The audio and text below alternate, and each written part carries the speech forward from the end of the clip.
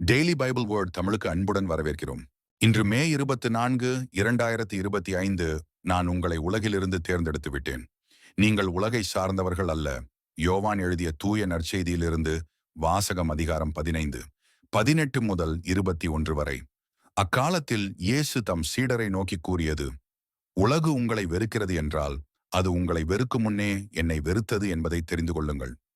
நீங்கள் உலகை சார்ந்தவர்களாக இருந்திருந்தால், தனக்கு சொந்தமானவர்கள் என்னும் முறையில் உலகு உங்களிடம் அன்பு செலுத்தியிருக்கும். நான் உங்களை உலகிலிருந்து தேர்ந்தெடுத்து விட்டேன். நீங்கள் உலகை சார்ந்தவர்கள் அல்ல.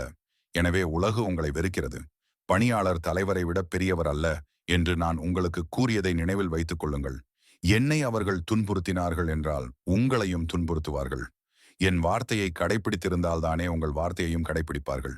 என் பேரின் பொருட்டு உங்களை இப்படியெல்லாம் நடத்துவார்கள். ஏனெனில் என்னை அனுப்பியவரை அவர்கள் அறிந்து கொள்ளவில்லை. ஆண்டவரின் அருள்வாக்கு. இறைவா, உமக்கு நன்றி.